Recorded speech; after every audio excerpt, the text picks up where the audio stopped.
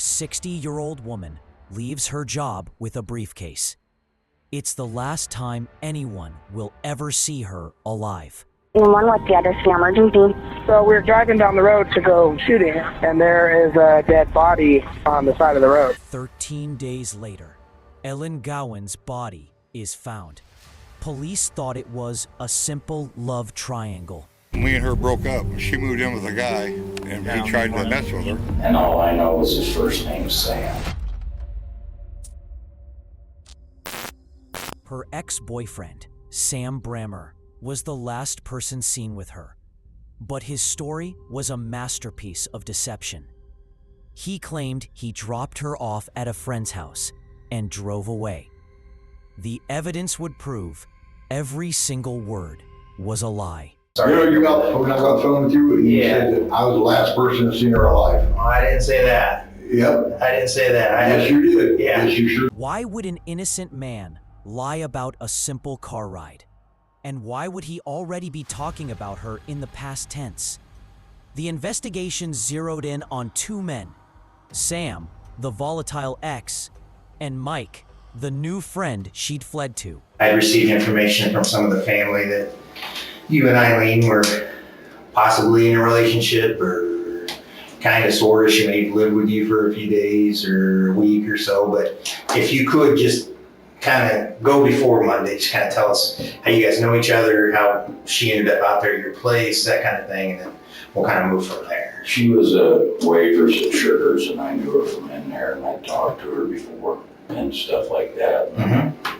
And then she told me, I don't know, it was like on a Tuesday or Wednesday night, that she got kicked out and she needed a place to stay. I said, well, you can stay at my place for a couple of days. I think it was Friday. She called me and she said, I won't be coming back. She says, we're getting back together, her and her boyfriend. Mm-hmm. And all I know is his first name's Sam. I don't know anything else about him. Okay. And so I didn't see her. And then she called me crying on that Saturday night. And she says, oh, we got into it. Can I come out for a day? I said, you can come back out. But you gotta be gone Monday because I can't have this. I'm single. Mike's story seemed plausible, almost too clean. But then detectives confronted him with what Ellen had told others. A deeply disturbing allegation that changed everything. So you haven't heard that she may have made a statement that you possibly assaulted her while she was out there? No. Okay. That statement was made to a couple people that you supposedly laid down on her bed with her and spooned her from behind. Is that? No. Can you tell me, is that any of that accurate? Any No. of those statements? I would not do that because, like I said, she was a loose cannon, and she's scared. I mean, I guess here's the deal. You're a grown man, she's a grown woman. You know, if there was any type of whatever contact between you that was consensual, there's absolutely nothing wrong with that. I mean, she was crying that first night she come out, and I hugged her. Okay. But there was no relationship. It was a he said, she said. Without Ellen, it was a dead end. All attention swung back to Sam. His interrogation was a masterclass in deflection and unintentional confession. His words were a minefield of guilt. I just need to know what went on Monday morning. What happened Monday morning with you? She texted me Okay. and wanted to know if I would come and get her because one of her friends supposedly was supposed to come and get her and supposedly ran out of gas. So, Did she tell you the friend's name or? mhm. Okay. So I got there and I said, I'll be there in a minute. She goes, don't come inside. I don't want Megan to know that we're back or you're with me. I said, okay. And I pulled up, she gets in the truck. We take off, run out to this, supposedly the one that tried to do something with her. Mm-hmm. And dropped her off there. Then I left. And then Wasn't too long after that is when she called me. I think she was at my house knocking. You can't get in my apartment building unless you have a key to get in. But I think she was knocking on my window. I didn't look, I didn't care. I just wanted to lay down and take a nap. That's when she texted me, wanted to know if I could talk to Emmy about letting her move back in because this guy, now that's true. When? That night. The night before Monday? The night before Monday, yeah. Okay. It was a simple, clean story. But detectives had already started pulling CCTV, and nothing matched. The footage painted a picture of a man driving in frantic, aimless circles. They let him go, but the clock was ticking. When the full footage was compiled, the truth was undeniable.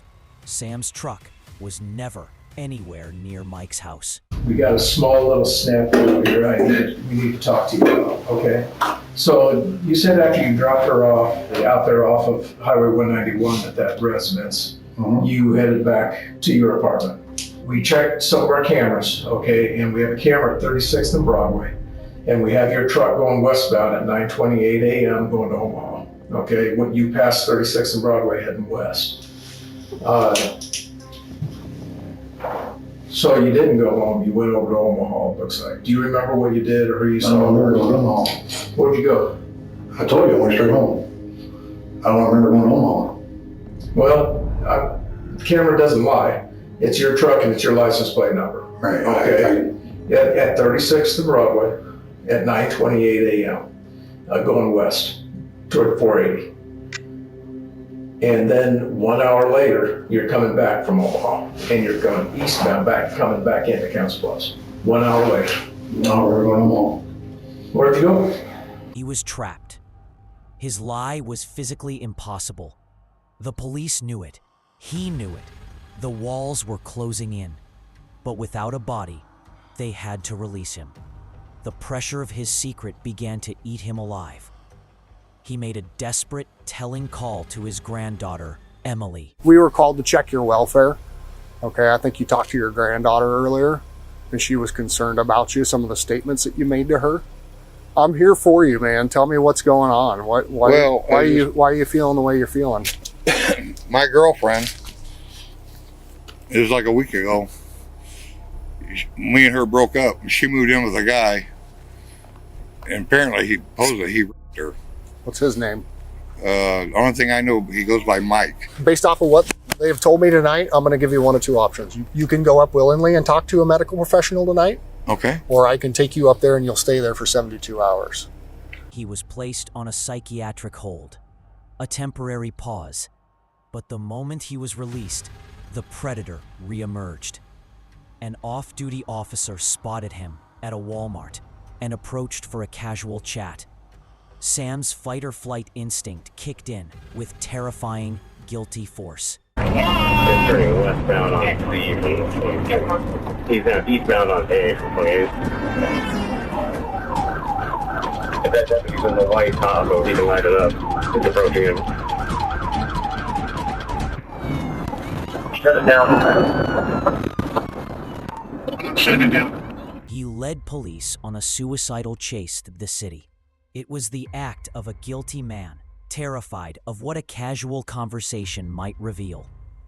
He eventually turned himself in, but it was a feint, a misdirection, because while everyone was watching the chase, they missed his real play, the final act of a man destroying the evidence. First, he took a fixed stat of cash to the bank, $1,200 in mixed bills, the exact amount missing from Ellen's safe. Then he drove his truck to a scrapyard. He didn't just sell it for parts. He paid cash to supervise its total annihilation. He stood and watched the crusher flatten it into a twisted metal cube. He then demanded it be fed into the industrial shredder, tearing that cube into 1 million unrecognizable pieces. He was methodically erasing the crime scene, but you can't hide a body forever. We're off the exit of Crete, Iowa, over by a public shooting area. What's going on? So we were driving down the road to go shooting or whatever, and there is a dead body on the side of the road. Male or female? It's female for sure. Ellen Gowan's body was found under a bridge just miles from Sam's apartment. The initial autopsy was baffling. 8 blunt force injuries to her head, a fractured tooth, but none of it was fatal. It took weeks for forensic pathologists to find the truth hidden by time and the elements. Faint, brutal ligature marks on her neck. The cause of death wasn't a random attack. She had been manually strangled. Ivan!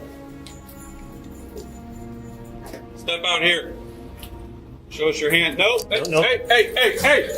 Okay. What? Come here. You got a warrant for your arrest. I'll let you smoke that if you just. Let me put it up again. No. Oh, you can smoke it. All right. I tried. All right. Shoes? Yeah, we'll get them. You're not. Yeah. We'll get them. What am I on this for? Huh? What am I on this for? I'll explain it here in a minute. All right. Step second. Use of importance. What the fuck? Okay, he'll be Pot County. He'll be able to call you in a little bit. Thank you. The puzzle was complete. The lies, the psychological breakdown, the high-speed flight, the cashed-in safe money, and the deliberate, obsessive destruction of his truck. The jury saw a man who thought he was smarter than the system. Ivan Sam Brammer was convicted of second-degree murder and sentenced to 65 years in prison. He crafted the perfect lie. But he forgot one thing. The truth doesn't have to be remembered. It just is. So tell me, what was the one word in his story that the traffic cameras instantly proved was a lie?